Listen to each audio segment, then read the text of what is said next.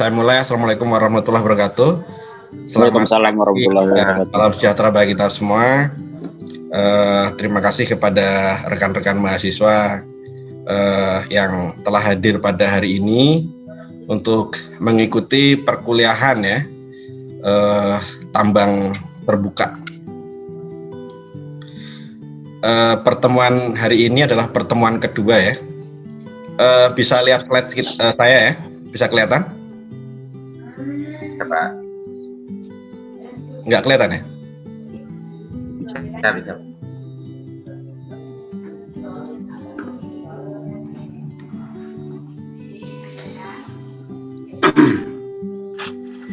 Baik, ini adalah terkait metode tambang terbuka yang kemarin sempat saya mau sampaikan, tapi karena pertemuan pertama, jadi kita menyampaikan kontrak kuliah dulu. Kemudian tambang terbuka atau penambangan sendiri, ini biasanya mahasiswa ketika disampaikan ketika sidang atau sidang sarjana atau ujian sarjana, ketika ditanya apa yang Anda ketahui tentang penambangan dan pertambangan, itu banyak yang nggak tahu. Ini hal kecil, tapi mahasiswa harus tahu ya, bahwa penambangan merupakan kegiatan pengambilan endapan bahan galian yang berharga. Jadi prinsipnya ada berharganya dan bernilai ekonomis. Jadi kalau bahan galian itu tidak berharga dan tidak memiliki nilai ekonomis, otomatis tidak bisa dilakukan penambangan. Pada saat digali dari kulit bumi ya, jadi intinya ini adalah pengertian dari penambangan. Biasanya kalau konsep kegiatan penambangan ini ada beberapa konsep ya. Satu, metode penambangan harus menjamin kondisi lingkungan kerja yang baik, yang sehat, aman ya. Jadi kalau tempat kerja kita tidak aman atau tidak sehat, ini akan jadi problem, akan jadi masalah nanti di tempat kerja.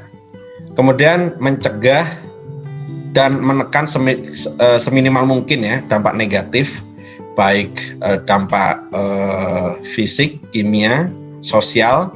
Itu bagaimana cara kita mengelola. Namanya ada evaluasi dampak penting ya. Kita mencegah dan menekan. Kemudian menerapkan konservasi bahan galian. Ini yang sekarang saya lagi mensosialisasikan ke teman-teman profesional, teman-teman praktisi terkait konservasi batu bara atau bahan galian. Jadi ini penerapannya. Kemudian mengembangkan dampak lingkungan yang positif. Jadi ini berupaya ya untuk berkelanjutan, minimal dari hasil kegiatan pertambangan ini menjadi sustainable development ya. Kemudian yang berikutnya efisiensi penggunaan peralatan dan penunjang pertambangan. Jadi jangan sampai di dalam penggunaan peralatan berlebih ya atau kurang, sehingga efektivitas produksi nanti akan jadi lebih cost-nya lebih besar. Jadi harapannya ini lebih efisien terkait penggunaan peralatan pendukung ataupun utama ya. Kemudian melakukan reklamasi dan melakukan program pasca tambang tentunya. Jadi itu yang konsep dari kegiatan pertambangan. Kemudian ciri-ciri khusus terkait industri pertambangan. Jadi bahan galian tidak dapat diperbarui. Ini mungkin tahu semua lah ya mahasiswa. Kemudian terdapatnya bahan galian ini terpencar, otomatis kalau namanya bahan galian itu spot-spot ya, ini disesuaikan dari lingkungan pengendapan. Jadi tidak menumpuk dalam suatu area saja, tetapi dia spot-spot, apalagi biji ya, mineral biji ya. Jadi dia berupa vein atau berupa jebakan-jebakan. Kemudian kandungan bahan berharga sangat kecil, terbatas artinya. Jadi tidak semua daerah ada bahan galiannya. Kemudian padat modal dan teknologi, atau kalau sering kita sebut high cost dan high risk ya, sangat potensi risiko besar ya. Jadi merupakan pusat pertumbuhan dan pengembangan wilayah. Jadi biasanya kalau di bekas-bekas tambang atau bekas-bekas areal industri pertambangan, biasanya ada kampung-kampung baru ya, atau pengembangan wilayah pemukiman, itu biasanya identifikasinya seperti itu. Faktor yang mempengaruhi pemilihan sistem penambangan ini sebenarnya ada di materi mahasiswa nanti, tapi ini saya sampaikan dulu. Ini biasanya kita lihat dari karakteristik kondisi endapan, baik bentuk, ukuran, letak, dan kedalaman ya. Batu bara sama, biji juga sama. Jadi kita lihat dari karakteristik endapan. Kemudian sifat fisik dari suatu endapan atau batuan sekitar. Ya, biasanya kalau kita lihat dalam apakah ini tambang terbuka atau tambang dalam, ini biasanya sifat fisik dari endapan dan batuan ini juga menjadi parameter atau menjadi faktor pengaruh terhadap pemilihan penambangan. Kemudian air tanah dan kondisi hidrolis ya. Jadi biasanya ini yang kadang-kadang terlewatkan dari teman-teman praktisi tambang ya, tambang terbuka khususnya. Jadi lebih mengutamakan ke karakteristik dari endapan dulu, tetapi kondisi air tanah, kondisi hidrolis ini kurang diperhatikan. Padahal ini juga menjadi parameter penting gitu. Kemudian faktor ekonomi. Nah, jadi kalau dinyatakan ekonomi berarti dari sisi kadar atau kualitas ya. Kemudian kuantitas, kemudian cost sama produksi, sama lingkungan dan lain-lain, ini otomatis menjadi faktor penting juga terhadap faktor ekonomi. Kemudian faktor K3LH ini juga penting. Ini menjadi pertimbangan dalam pemilihan sistem penambangan. Kemudian penerapan metode penambangan ini yang harus menjamin semuanya ya. Jadi satu, ongkos penambangan ini kalau bisa sekecil mungkin, seefisien mungkin ya. Kemudian perolehan mining recovery ini tinggi. Jadi kalau bisa di atas 98%. Kemudian efisiensi kerja tinggi, ini berkaitan dengan jenis alat yang akan digunakan. Sinkronisasi kerja yang baik, tenaga kerja yang terampil, manajemen yang baik. Biasanya kalau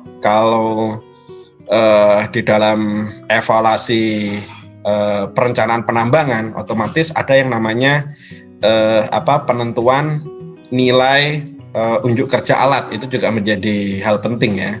Kadang-kadang kontraktor mau kerja di areal mana gitu ya, kondisi unjuk kerja alatnya sudah sebenarnya tidak memungkinkan dan tidak sesuai standar. Tapi dengan alasan kontraktor-kontraktor sekarang, wah ini memang unjuk kerjanya kecil Pak Sundek, tapi jumlah kita lebih banyak gitu.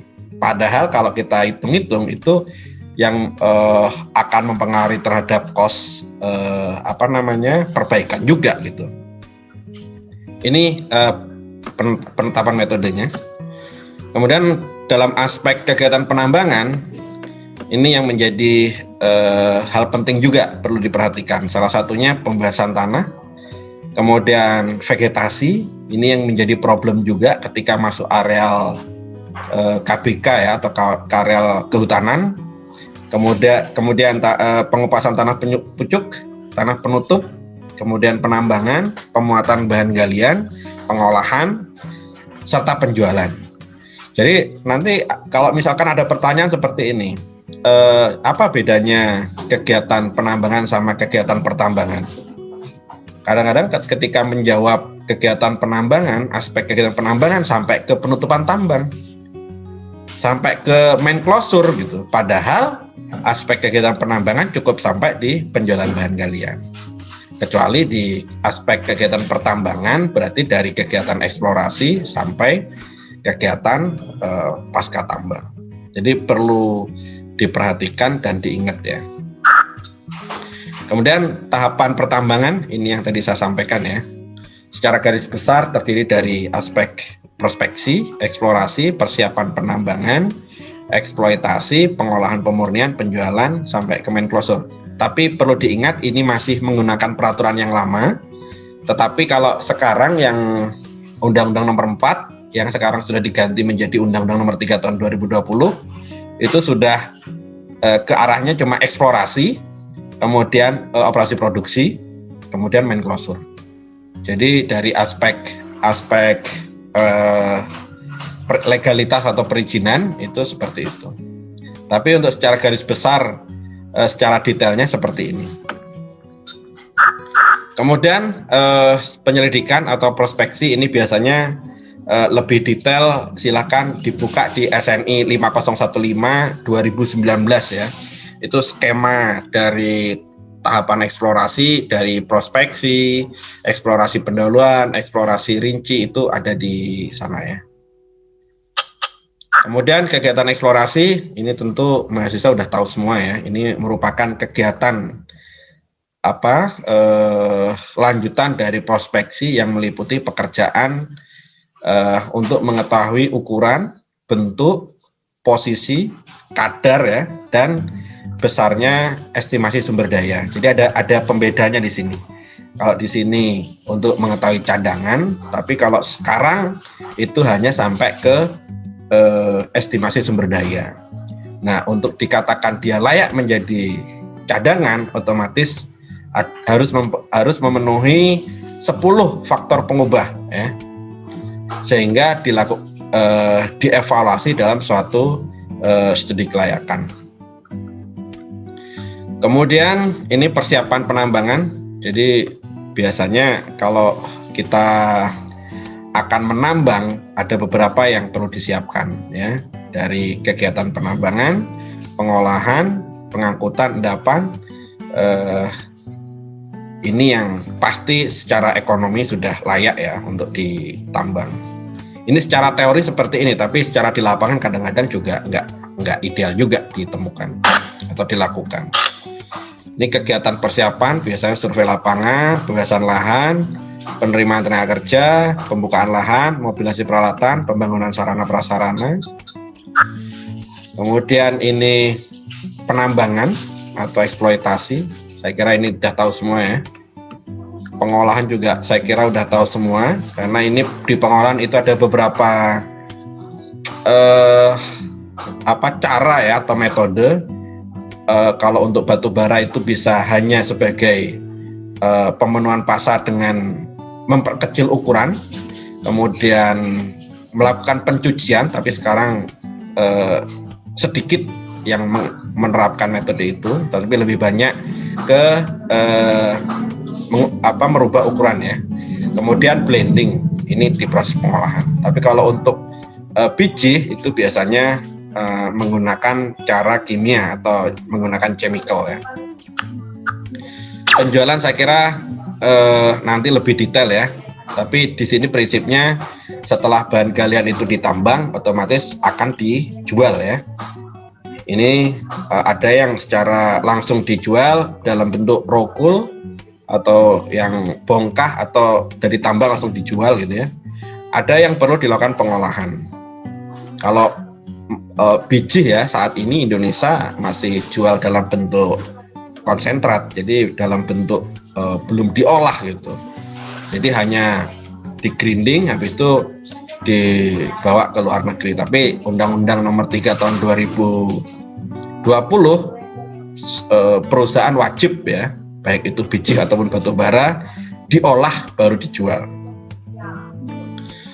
Kemudian tahapan operasi tambang ini meliputi reklamasi ya, kemudian penanganan tenaga kerja setelah akhir kegiatan, mobilisasi peralatan, mesin, baik itu unit-unit ya, kemudian penanganan tanah dan bangunan. Ini biasanya poin terakhir ini yang terkait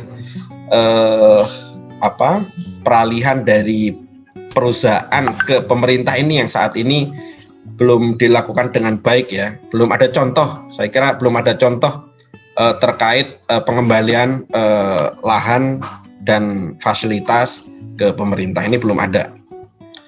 Kemudian sistem penambangan ini dapat digolongkan menjadi beberapa ya. Jadi ada tambang terbuka, tambang bawah tanah, dan tambang air, bawah air maksud saya. Kemudian tambang terbuka, saya kira ini kita udah tahu semua ya, dan sudah melihat semua bahwa tambang terbuka itu berhubungan langsung dengan udara bebas ya.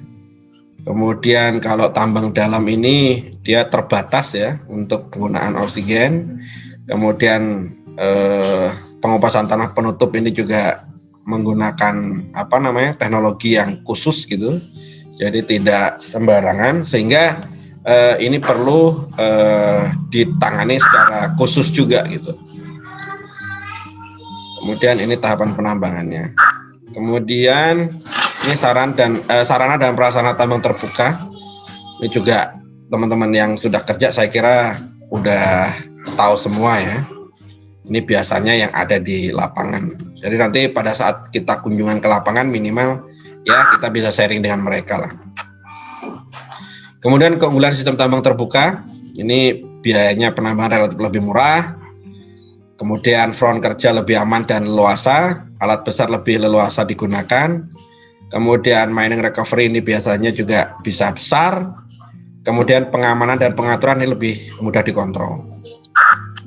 Kemudian kelemahan sistem tambang terbuka, biasanya ini dipengaruhi oleh iklim ya. Kemudian SR-nya terbatas juga. Kemudian problemnya kerusakan lingkungan ini lebih lebih kelihatan gitu. Kemudian macam-macam tambang terbuka ini seperti ini ya, tambang basah, tambang kering, tambang bor ya. Tambang bor ini seperti auger mining lah kira-kira gitu. Kemudian ini sketsa tambang hidrolik atau tambang semprot ya. Nanti silakan dipelajari. Ini saya cepat aja karena kita hari ini ada pemaparan dari mahasiswa ya. Kemudian ini sketsa unit alat keruk. Ini biasanya di bawah permukaan air. Tambang pasir biasanya, atau tambang pasir koral ya, pasir sirtu itu. Kemudian ini berdasarkan jenis bahan galian. Jadi ada open pit mine, open cut, quarry mine, strip mine, alluvial mine. Kemudian aluvial dibagi menjadi beberapa juga gitu ya. Kemudian open pit ini merupakan sistem tambang terbuka yang biasanya untuk endapan biji ya, atau biasanya yang relatif datar dan di daerah-daerah lembah gitu. Ini biasanya seperti ini. Nah seperti ini. Ini sketsa dari penambangan open pit mining. Ini contoh potretnya ya. Kemudian ini open cut. Contohnya dia memotong ya. Nah, seperti ini, kira-kira seperti itu. Kemudian sketsa open cut, dia memotong gunung ya. Memotong kontur topografi. Kemudian quarry mining ini juga sering dilihat, biasanya ditambang andesit, quarry lah, ditambang quarry lah. Kemudian kalau strip mining ini contohnya, jadi mengikuti kontur topografi. Kemudian ini untuk contoh tambang strip mining, jadi mengikuti arah dari kondisi topografi. Kemudian kalau alluvial mining ini biasanya di daerah-daerah alluvial ya, jadi kayak tambang pasir, kemudian koral dan lain-lain. Kemudian ini ada skema dari kegiatan penambangan, dari perencanaan, kemudian pemilihan metode penambangan, kemudian dilihat dari SR, break even saving ratio juga, kemudian desain, kemudian dilakukan analisis kelayakan, layak atau enggak gitu. Kalau layak ditambang, kalau tidak menjadi arsip. Nah, saya kira itu pemaparan dari saya ya terkait pemilihan metode penambangan. Ada beberapa parameter yang harus diketahui. Saya kira itu teman-teman mahasiswa, ada yang perlu ditanyakan, diskusikan? Kalau tidak ada, langsung ke Mas Jimmy. Silahkan Mas Jimmy untuk pemateri pertama.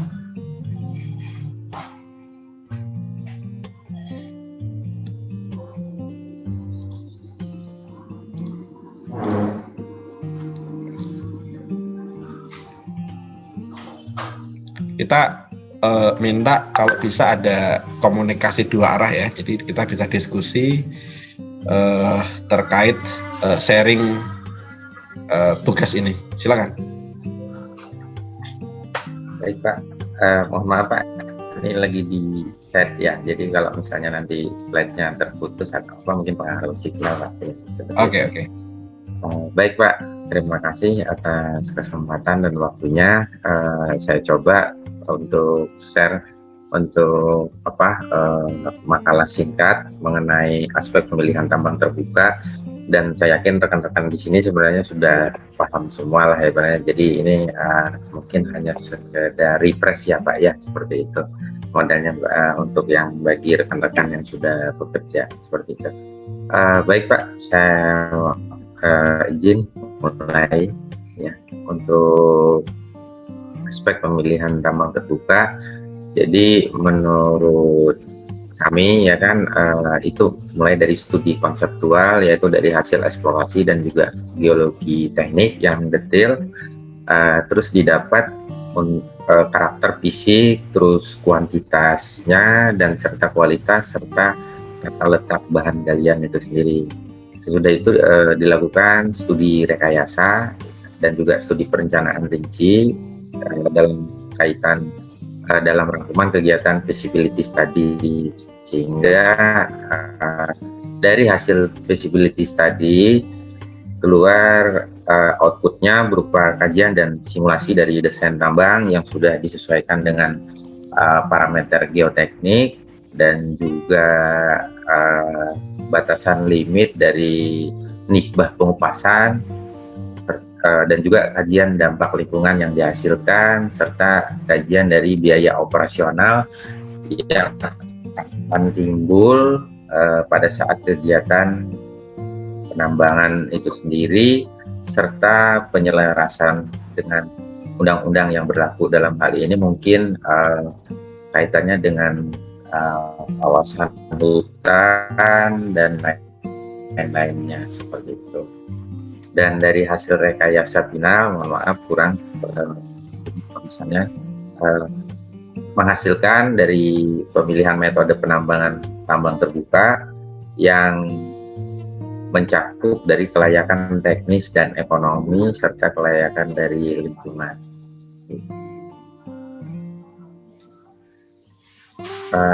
Ada juga dari kutipan dari Morrison dan Russell pada tahun 1973, aturan dari eksplorasi tambang memilih suatu metode yang paling sesuai dengan karakteristik alam, geologi dan lingkungan dari deposit mineral itu sendiri. Terus penjelasan dari karakteristik dari endapan yaitu adalah berupa ukuran, dimensi, tebal, dan penyebaran. Jadi di sini penyebaran juga sangat berperan penting. Apakah dia menyebar secara horizontal atau lebih condong ke vertikal, serta bentuk dari endapan itu sendiri, apakah bisa berbentuk tabular ataupun masif dan lain-lain, serta kedudukan ya, attitude-nya dari inklinasi sudut antara bidang yang menjadi acuan dengan bidang yang diukur, dan lebih mirip dengan istilah dip. Jadi serta kedalaman kalau di batu bara mungkin yang menjadi pertimbangan adalah posisi untuk subrocknya, untuk batu bara yang berdipping tinggi, mungkin di sekitar dipping 60-70, rata-rata biasanya dipengaruhi oleh elevasi dari nilai subrocknya. Terus kondisi geologi dan hidrologi, karakteristik geologi dan mineral batuan induk juga sangat mempengaruhi dari pemilihan metode penambangan. Apakah perlu dilakukan selective mine ataupun bisa langsung dilakukan penambangan langsung. Serta hidrologi yang juga turut menjadi pertimbangan lain adalah sistem drainase serta pompa yang diperlukan. Karakter mineral biasanya juga mempengaruhi dari cara pengolahan dan penambangan. Ini meliputi mineralogi, petrografi, dan juga komposisi kimia, serta struktur geologi, lipatan, patahan, fusi, dan lain-lainnya. Untuk sifat geoteknik, mekanika batuan, sifat dari elastik dari batuan itu sendiri, mulai dari batuan penutup sampai dengan batu bara yang akan menjadi atau mineral lain yang juga menjadi target dari penambangan itu sendiri. Dan ini contoh dari aplikasi dari sifat geoteknik. Ya, jadi untuk tambang terbuka mungkin cukup stabil dengan simulasi struktur dan parameter-parameter tertentu, sedangkan untuk di tambang bawah tanah ini dilakukan untuk tambahan supporting dan perlakuan khusus lainnya. Konsiderasi ekonomi juga sangat berpengaruh, biasanya dari nilai cadangan yang ada serta dengan laju produksi ini kaitannya dengan produktivitas, karena kalau untuk tambang terbuka kita tidak terpaku untuk kapasitas produksi, lebih fleksibel untuk dilakukan peningkatan, biasanya seperti itu. Sangat berbeda dengan tambang bawah tanah yang kegiatan penambangannya lebih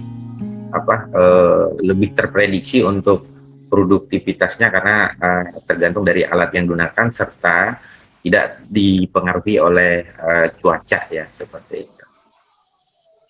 Serta perbandingan untuk biaya penambangan juga akan sangat berbeda antara tambang terbuka dengan tambang bawah tanah. Biasanya untuk biaya yang diinvestasikan relatif lebih murah.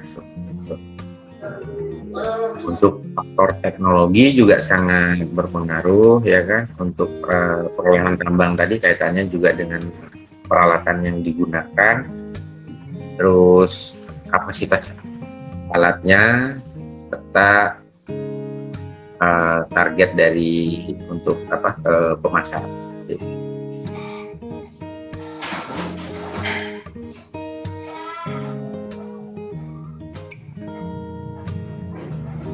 Dan ini adalah contoh dari aplikasi teknologi.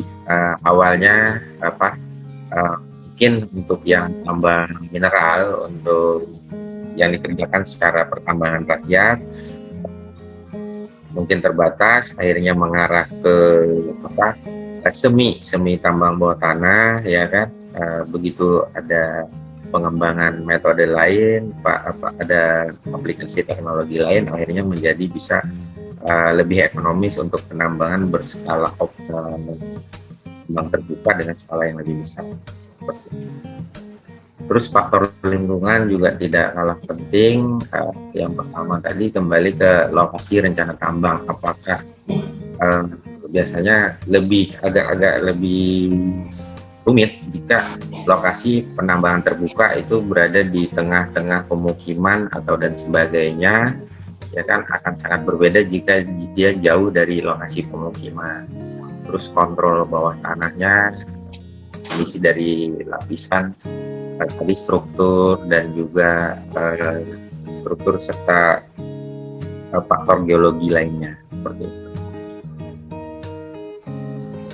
Mungkin itu Pak yang bisa saya sampaikan, teman-teman sekalian. Atas perhatiannya saya ucapkan terima kasih. Baik, terima kasih Mas Jimmy. Mungkin sebelum kita tanya jawab, dipersiapkan dulu ya pertanyaannya. Kita coba Mas Tovan, silakan Mas Tovan. Mungkin bisa 10 menit.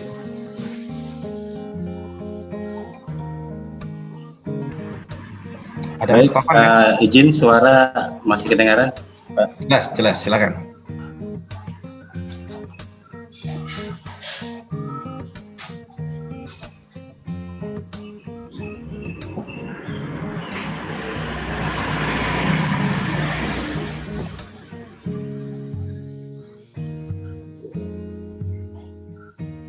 Baik, bismillahirrahmanirrahim. Assalamualaikum warahmatullahi wabarakatuh. Waalaikumsalam. Baik, terima kasih Pak Adin untuk kesempatan yang sudah diberikan.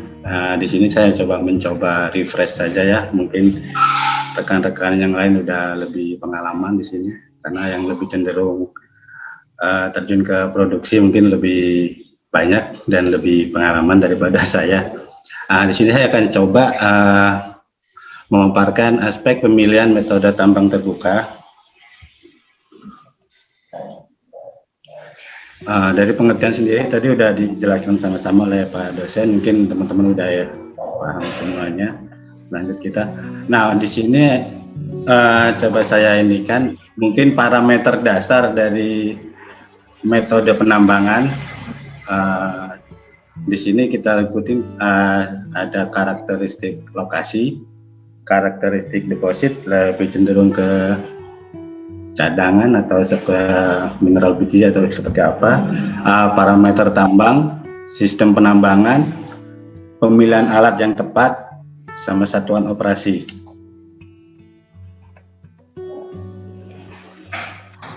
Dari faktor-faktor yang mempengaruhi dari kita kembangkan dari parameter dasar tadi, faktor-faktor yang mempengaruhi pemilihan sistem penambangan adalah karakteristik spesial dari endapan, kondisi geologi dan hidrologi, sifat-sifat geoteknik, lebih ke mekanika tanah dan batuan, pertimbangan ekonomi, teknologi, lingkungan, dan faktor keselamatan. Baik, yang pertama karakteristik spasial dari endapan sendiri, ini bisa merupakan determinasi dari yang sangat mempengaruhi dalam pemilihan suatu daerah yang akan ditambang dengan tambang terbuka ataupun bawah tanah.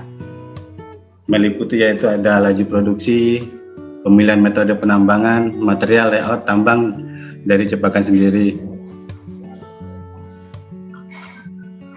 ukuran, bentuk, orientasi, dan kedalaman. Yang kedua, kondisi geologi dan hidrogeologi. Di sini cenderung lebih ke karakteristik geologi ya, di mana ada mineral dan hidrologi, komposisi kimia, kualitas mineral atau batuan, struktur geologi, bidang, keseragaman, air tanah, dan hidrologi. Terkhusus untuk hidrogeologi, biasanya kalau teman-teman geologi biasanya kan ada suatu analisa hidrogeologi meliputi seperti dari pemboran geoteknik, itu ada semacam pengambilan data seperti slug test atau pumping test, itu bisa digunakan untuk data hidrogeologi sendiri. Jadi untuk perhitungan debit air tanah sendiri. Yang ketiga, sifat-sifat geoteknik. Di sini lebih cenderung untuk mengetahui sifat mekanis dan material endapan dan batuan sekitarnya merupakan faktor kunci dalam pemilihan peralatan tambang. Adapun parameter geoteknik yang perlu kita dapatkan data-datanya seperti sifat-sifat fisiknya, sifat elastik, kekuatan modulus elastis, ini lebih ke elastisitas materialnya, perilaku elastik, viskoelastik, keadaan tegangan, kompaksi, kompeten, dan konsolidasi ya.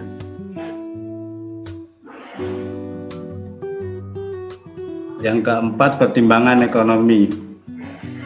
Faktor-faktor ini akan mempengaruhi hasil investasi, aliran kas, masa pengembalian, dan keuntungan cadangan.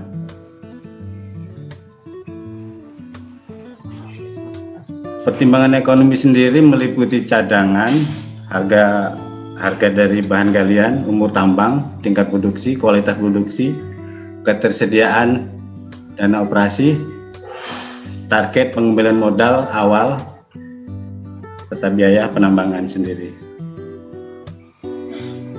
Yang kelima yaitu faktor teknologi, di mana tadi sudah dijelaskan juga dari perolehan tambang, main recovery sendiri, dilusi,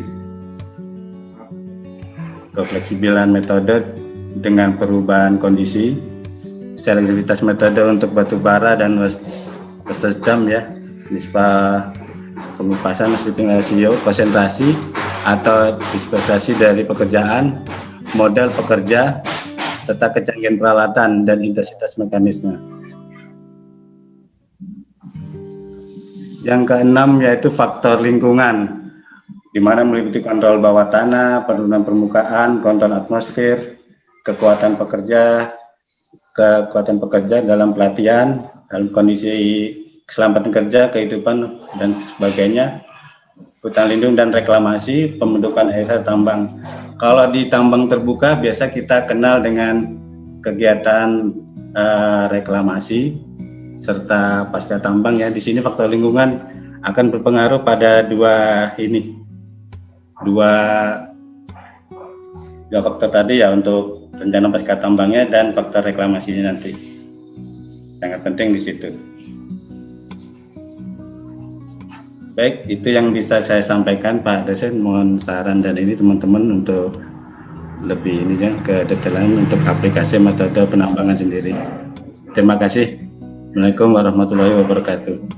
Waalaikumsalam warahmatullahi wabarakatuh. Mungkin bisa di stop screen.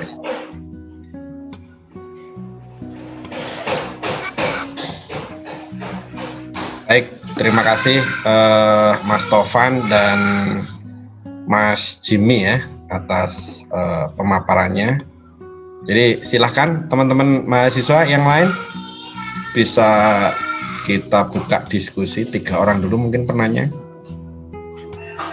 Silakan. Karena untuk pertemuan hari ini kita lebih fokus ke pemilihan sistem penambangan ya. Jadi ada faktor penting yang perlu menjadi pertimbangan. Salah satunya tadi faktor teknis ya.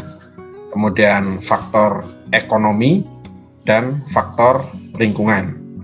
Jadi itu yang menjadi poin hari ini. Jadi ketika kita akan melakukan perencanaan tambang terbuka atau pemilihan penambangan, itu harus dari semua aspek atau semua faktor dilakukan kajian ya, kajian lebih dalam. Ayo silakan Mbak Dwi, Mas Angga, Pak Rahmat Rahimi, silakan. Saya kira nggak perlu saya tunjuk-tunjuk lah. Kita buka diskusi saja, silakan. Mungkin ke Mas Jimmy coba, saya akan nanya misalkan gini, ketika kita akan membuat plan, kalau di tambang kan biasanya kita bikin kajian long term ya, bukan kajian short term kan. Kalau di dalam pemilihan itu biasanya apakah agenda rencana penambangan, misalkan kita akan kerjasama pembuangan OB ke IUP lain gitu, itu apakah juga menjadi pertimbangan di dalam kajian pemilihan tambang terbuka? Itu yang pertama. Terus yang kedua, untuk Mas Topan, kan biasanya kita selalu melakukan kajian geohidrologi kan. Kita biasanya melakukan kajian geohidrologi dan hidrogeologi. Jadi jangan keliru, karena ada 2 kajian hidrologi dan hidrogeologi, itu ada berbeda. Coba mungkin bisa dijelaskan lebih rinci yang menjadi pertimbangan di dalam pemilihan tambang terbuka ataupun sistem penambangan. Mungkin dari Mas Jimmy dulu silahkan, nanti dari Mas Tovan dijawab. Silakan. Ya Pak, makasih Pak. Untuk perencanaan tambang pembuangan OB ke IUP lain biasanya memang ada Pak terjadi. Salah satunya ada satu kasus di Brau ya. Itu yang pasti mereka membuat MOU terlebih dahulu ya kan, membuat MOU terlebih dahulu jika memang ada kesepakatan antara kedua pemegang konsesi, biasanya bisa dilaksanakan ya kan. Tapi jika misalnya tidak tercapai